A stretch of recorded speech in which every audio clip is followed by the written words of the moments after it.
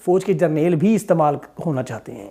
जब उनका सरबराह उनके एजेंडे पर चलेगा तो उसे इनामो कराम, मेडल, एजाज़ात ये सब कुछ मिलेंगे। आप देख लें, अभी वो टीवी एंकर है नदीम मलिक समा टीवी का, उसे 17 इम्तियाज़ दिया गया। मैंने बड़ी रिसर्च की, ढूंढा कि शायद कोई ऐसी चीज़ मिल जाए जो नदीम मलिक ने पाकिस्तान के लिए कोई ऐसी खिदमत की हो, कुछ नज़र नहीं आया। इसी तरह जनरल बाजवा साहब के लिए भी पिछले चंद 6 सालों में वो मैं तमाम खिदमात ढूंढता रहा जो पाकिस्तान के मुफाद में हों। पाकिस्तान के मुफाद में कोई खिदमत नज़र नहीं आई। पाकिस्तान की 75 साल तारीख में आप यकीन करें, अपनी लोगों को अपनी फ़ौज के ख़िलाफ़ करना, एक जमहूरी हुकूमत को जो कि बर सगीर की सबसे पॉपुलर लीडर इमरान खान की क़यादत में थी, उसकी हुकूमत को बरतरफ करना, मीडिया के इदारों को, सहाफ़ियों को, सिविल सोसाइटी को अगवा करना, तशद्दुद करना, बदनाम ज़माना जराइम पेशा बस्तालिफ के बदमाश मुल्क पर मुसल्लत करना, जिनके नाम मनी लॉन्ड्रिंग से लेकर हर किस्म के मुआशी और अखलाकी जराइम में हुआ है। मुल्क के सबसे बड़े ओहदे भी उनको दे देना, अदलिया में तकसीम, आधे उधर आधे इधर, पाकिस्तान के सबसे ज़्यादा करीबी दोस्त चीन के साथ ताल्लुकात को ख़राब कर देना, पाकिस्तान के हमसाया ईरान के साथ मामलात बिगाड़ देना, कालादम तंजीमों के साथ जो पूरे पाकिस्तान के मासूम लोगों के दुश्मन, उनके साथ मुआहदे, पाकिस्तान मुखालिफ लोगों को इंतहाई हसास ओहदों पर बैठा देना। ये वो तमाम काम है जो मुझे इनके बायोडाटा में, रेज्यूमे में, CV में नजर आए। इस वक्त अमेरिका के लिए यही चैलेंज है कि अगला आर्मी चीफ कौन होगा। तो उस पर शहबाज शरीफ, आसिफ जरदारी, इन सब लोगों ने तमाम मामला तय करने हैं। अगस्त का जो आखिरी हफ्ता है, इसमें अमेरिका के दौरे के बाद जब बाजवा साहब वापस आएंगे तो फिर नाम अनाउंस होगा, बातचीत भी होगी। पीपल्स पार्टी ने कहा जी ये वज़ीर आज़म की स्वाबदीद है, हालांकि ये पाकिस्तान के कानून के मुताबिक 243(3) के तहत सदर पाकिस्तान को हक है। वो इस वक्त 4-5 आप देख ले सीनियर जनरलों की लिस्ट है जो शहबाज ने बाज़ाहिर पकड़ा दी है। मैं उनमें से आपको बताता हूँ, 6 में से 4 जो लेफ्टिनेंट जनरल है वो एक ही बैच में से हैं। लेकिन जनरल मिर्ज़ा जो हैं, साहिर मिर्ज़ा, इस वक्त वो सबसे सीनियर मोस्ट जनरल है, लेकिन उन्हें CJSC chief of joint staff committee बना दी जाए कमेटी। लेफ्टिनेंट जनरल अतर अब्बास ये हिंदुस्तान के मामले पर बड़े माहिर समझे थे। इनके पास ऑपरेशन और इंटेलिजेंस इन दोनों की महारत है। और ये आपको पता है 2003 में जो लाइन ऑफ कंट्रोल पे सीज़ फायर हुआ था हिंदुस्तान पाकिस्तान का, उसमें भी इनका बड़ा अहम किरदार था।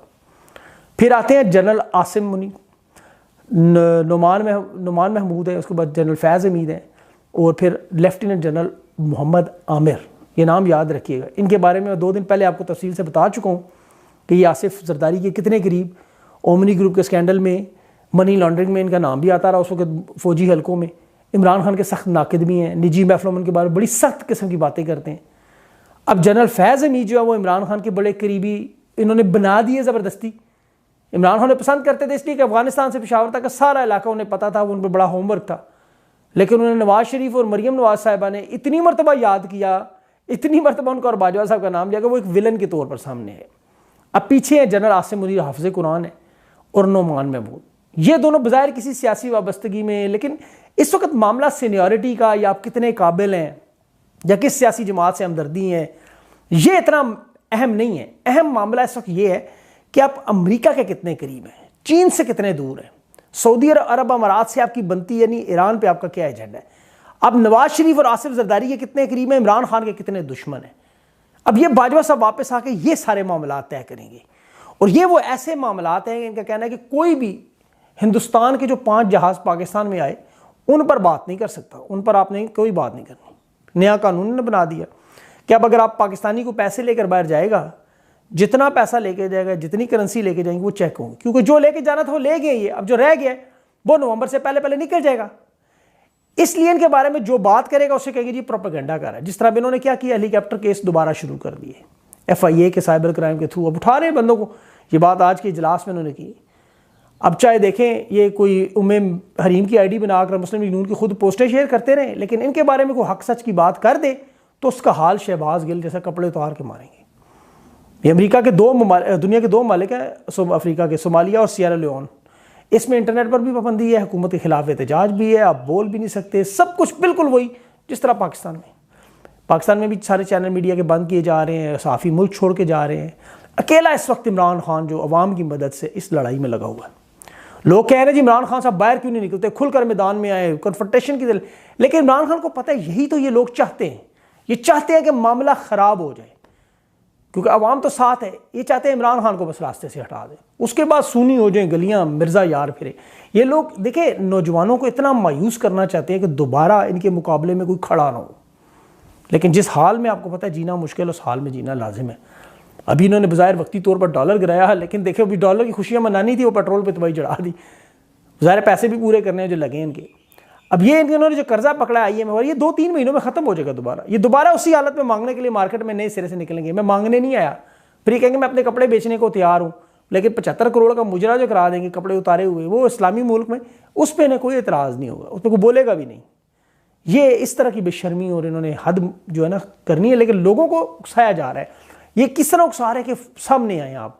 लेकिन इमरान खान यकीन जाने लोगों को नहीं सियासी समझ बूझ अभी आ रही, वो जज्बाती हैं, वो कहते हैं कि कुछ, लेकिन जितनी तहम्मुल मिजाजी का आपने इस वक्त सामना करना है, यही मुल्क की मेक और ब्रेक है।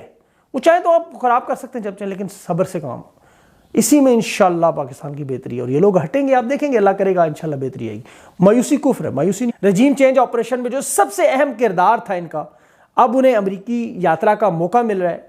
पिछले महीने अमरीकी सलामती मुशीर जो थी वेंडी शेरमन, उनके जरिए अमरीका से IMF के कर्जे के लिए जो मिन्नत तरला किया था उसका शुक्रिया भी अदा करना है। और उसके अलावा अपनी रुखसती से पहले अमरीका को यकीन दिलाना है कि नया आने वाला चीफ उनकी मर्जी का होगा, और वो कोशिश करेंगे कि अगले हफ्ते जब वो दौरे पे जाएंगे अगस्त के आखिर में, क्योंकि नवंबर में उन्होंने रिटायर हो जाना है, पाकिस्तान की 70 साल तारीख में जो खिदमत जनरल बाजवा साहब ने अमेरिका उनके इत्तेहादियों के लिए अंजाम दी, वो अमेरिका, यूरोपीय यूनियन, अरब रियासतों में सुनहरी हरूज से लिखी जा रही है, वाकई लिखी जा रही है सुनहरी हरूज से। उसका बड़ा सबूत पहले ने सऊदी अरब में देखें, सबसे बड़ा एजाज मेडल किंग अब्दुल अजीज मिला। अब उन्हें अरब अमारात का एजाज जो यूनियन ऑफ वो मिल रहा है, इस एजाज की वजह क्या है, क्यों अरब अमारात दे रहा है? आप पाकिस्तान और अरब अमारात के ताल्लुकात में जो मजबूत किरदार क्या अदा किया उन्होंने, खित्ते में जो बड़े चैलेंजेस आए, इसमें बाजवा साहब ने बड़ा अहम किरदार अदा किया। कौन सा? और दोनों ममालिक मुस्तकबिल में जो भी वारदातें, मतलब जो भी ताल्लुकात करेंगे, उसकी बुनियाद रखने में जो बाजवा साहब का बड़ा अहम किरदार। फिर एक दफ़ा कौन सा?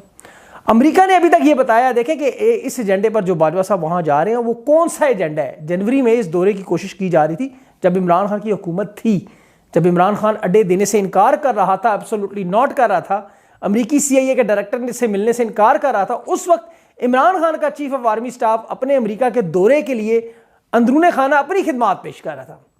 इसीलिए जब इमरान खान ने यह बात की कि नवंबर से यह वारदात उनके खिलाफ शुरू हुई थी, तो अब देखिए उसके सबूत सारे सामने आ चुके हैं। अमेरिका के जो डिप्टी सेक्रेटरी है वेंडी शेरमन, और सलामती मुशीर भी है, उसकी फ़ोन पर इनसे बात हुई। अमेरिका ने बाकायदा तौर पर ने कहा कि पाकिस्तान के जो सियासी मंजरनामा है उसमें आप इस टेलीफोन का ना देखें, लेकिन फिर कैसे देखें? अब ऐसा वही करेगा जिसके पास या तो आंखें नहीं है या फहम फरासत नहीं है, जो दुनिया के हालात से बिल्कुल ही नाबाल्द है, बेखबर है। बाजवा साहब ने अमेरिका से जो IMF से जो पैसे मांगे पाकिस्तान के लिए, जिस पर इमरान खान ने यह भी कहा था कि ये आर्मी चीफ का काम नहीं कि वो जाके बड़ी बड़ी रियासतों से, बड़े बड़े ममालिक से मुआशी इमदाद तलब करे। ये क्यों करते हैं? हम सब जानते हैं कि जब भी पाकिस्तान में डॉलर आते हैं उसमें पाकिस्तान को कभी कुछ नहीं मिलता। अलबत्ता जर्नेलों के, सियासतदानों के महलात दुनिया भर में खड़े हो जाते हैं, बैंक अकाउंट बन जाते हैं। इसीलिए अमेरिका समेत तमाम ममालिक उन्हें पैसे दे देते हैं, कोई मसला नहीं होता कि वो सारा पैसा दोबारा उनके मुल्क में वापस आ जाता है। अब इस वक्त सबसे अहम सवाल यह है कि बाजवा साहब ने अमेरिका के लिए, अरब अमारात के लिए, सऊदी अरब के लिए ऐसी कौन सी खिदमात अंजाम दी भाई कि आपने 75 साल में किसी आर्मी चीफ को नहीं, इनको इतने बड़े बड़े एजाजात। जहां अमरीकी सदर उस वक्त के वज़ीर आज़म इमरान खान से बात नहीं कर रहा था, इन्हें खसूसी तौर पर बुला रहे, तो उसके पीछे बुनियादी वजह क्या है? पाकिस्तान के देखें इसकी एक ही वजह, तमाम इदारों में पाक फौज वाहिद इदारा है जिसके पास अभी भी सलाहियत भी मौजूद है, हथियार भी मौजूद, सबसे बढ़कर ऐसे लोग भी मौजूद है जो किराए की बंदूक का काम करने के लिए हर वक्त तैयार है। सिर्फ रेट मुनासिब दें, हर काम करने को तैयार है। अब इमरान खान ने देखे फौज को यमन नहीं जाने दिया, ईरान और सऊदिया के मामले में शामिल नहीं हुआ, और सबसे बढ़कर जो अमेरिका को दुनिया में एक ऐसी फौज चाहिए जो अमन के नाम पर यूक्रेन जैसे मुल्क में जाकर चली जाए वहां, और उस वक्त आपको पता है जो मामलात हैं वहां पर वो लंबे होते जा रहे हैं। अब सस्ते दामों में जो फौज आपको किराए पे मिल सकती है वो हमारे जर्नल आपको मुहैया करेंगे, चाहे वो रिटायर फौजियों पर हो या चाहे हाजिर ड्यूटी हो। आप अंदाजा करें कि राहील शरीफ उम्मत मुस्लिमा की फौज का कमांडर इन चीफ बन जाता है। फौज का कमांडर, हालांकि उनके पास भी कोई ऐसी जादूगरी नहीं थी। दूसरी तरफ जनरल बाजवा की बरतानवी हाई कमीशन में जब अरबपति पाकिस्तानी निजात यूक्रेनियन जिससे बात होती है, तो आप देखें बरतानवी भी हैं वो, तो अगले कुछ महीनों में आप देखेंगे पाकिस्तानी फौज के कुछ दस्ते आपको हथियारों समेत यूरोप में जाते हुए नजर आएंगे। आप मेरी बात लिख कर रख ले गई, आपको याद आएंगी मेरी वीडियो। पाकिस्तान की फौज दुनिया को नहीं भाती, 200-250 से ज्यादा आपके पास हथियार हैं बड़े। ये मुनज़्ज़म इस्लामी दुनिया की एटमी सबसे बड़ी फौज है। तीसरा, एक ऐसे खित्ते में मौजूद है कि जहां इस वक्त आने वाली दुनिया का वर्ल्ड ऑर्डर सबसे बड़ी ताकत चीन, जो इस वक्त तमाम यूरोपीय ममालिक से पंजा लड़ा के बैठा हुआ अमेरिका समेत, पाकिस्तान में सिवाय इस फौज के हथियारों के दुनिया को कोई और दिलचस्पी नहीं। वो ट्रेड शेड नहीं मानते आपसे। फरवरी में ट्रेड देखें, आज देखें, इमरान खान की हुकूमत को बदलने का सबसे ज्यादा फायदा इन्हीं ममालिक को हुआ है जो इस फौज को इस्तेमाल करना चाहते हैं, और ये फौज के जर्नेल भी इस्तेमाल होना चाहते हैं। जब उनका सरबराह उनके एजेंडे पर चलेगा तो उसे इनाम इकराम, मेडल, एजाज़ात ये सब कुछ मिलेंगे। आप देख लें, अभी वो टीवी एंकर है नदीम मलिक समा टीवी का, उसे 17 इम्तियाज दिया गया। मैंने बड़ी रिसर्च की, ढूंढा कि शायद कोई ऐसी चीज़ मिल जाए जो नदीम मलिक ने पाकिस्तान के लिए कोई ऐसी खिदमत की हो, कुछ नज़र नहीं आया। इसी तरह जनरल बाजवा साहब के लिए भी पिछले चंद 6 सालों में वो मैं तमाम खिदमात ढूंढता रहा जो पाकिस्तान के मुफाद में हों। पाकिस्तान के मुफाद में कोई खिदमत नज़र नहीं आई। पाकिस्तान की 75 साल